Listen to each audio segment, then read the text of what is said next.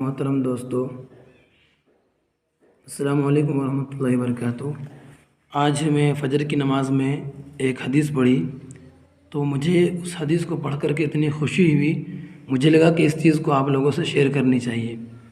یہاں پہ لکھا ہوا ہے، حدیث میں آیا ہے، حق تعالیٰ شانہ فرماتے ہیں، یعنی کہ اللہ تعالیٰ فرماتے ہیں کہ اے ابن آدم، تو دن کے شروع میں میرے لیے 4 رکعت پڑھ لیا کر، تو دن کے شروع میں میرے لیے 4 رکعت پڑھ لیا کر، میں تمام دن کے تیرے کام بنا دیا کروں گا۔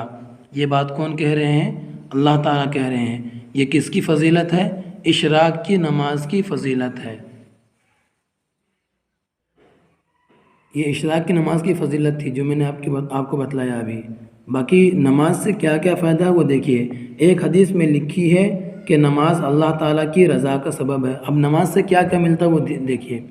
نماز اللہ تعالیٰ کی رضا کا سبب ہے، یعنی کہ اللہ تعالیٰ راضی ہوتے ہیں۔ فرشتوں کی محبوب چیز ہے، فرشتوں کی بھی پسندیدہ چیز ہے نماز۔ انبیاء علیہم السلام کی سنت ہے، انبیاء کی سنت ہے۔ اس سے معرفت کا نور پیدا ہوتا ہے، اس سے معرفت کا نور پیدا ہوتا ہے۔ معرفت کا نور کا مطلب کیا ہوا کہ اللہ تعالیٰ کو پہچاننے کا ملکہ پیدا ہوتا ہے، صلاحیت پیدا ہوتی ہے، نور پیدا ہوتا ہے۔ دعا قبول ہوتی ہے، رزق میں برکت ہوتی ہے، یہ ایمان کی جڑ ہے، بدن کی راحت ہے، دشمن کے لیے ہتھیار ہے، نمازی کے لیے سفارشی ہے، قبر میں چراغ ہے اور اس کی وحشت میں دل بہلانے والی ہے۔ یعنی کہ قبر میں جب ڈر ہوگا، خوف ہوگا، تو اس وقت نماز جو ہے وہ نمازی کے دل بہلائے گا۔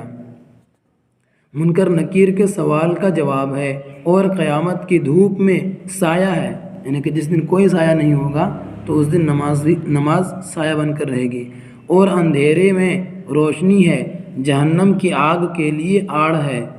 جیسے جنگ ہوتی ہے نا، تو جنگ کے لیے ایک ڈھال رکھا جاتا ہے بچانے کے لیے اپنے آپ کو تلوار کی وار سے، تو اسی طریقے سے جہنم کی آگ کے لیے آڑ ہے، اعمال کی ترازو کا بوجھ ہے، یعنی کہ نیک اعمال کو بھاری کرنے کے لیے نماز کیا ہے؟ بوجھ ہے۔ پل صراط پر جلدی سے گزرنے والی ہے، جنت کی کنجی ہے، چابی ہے۔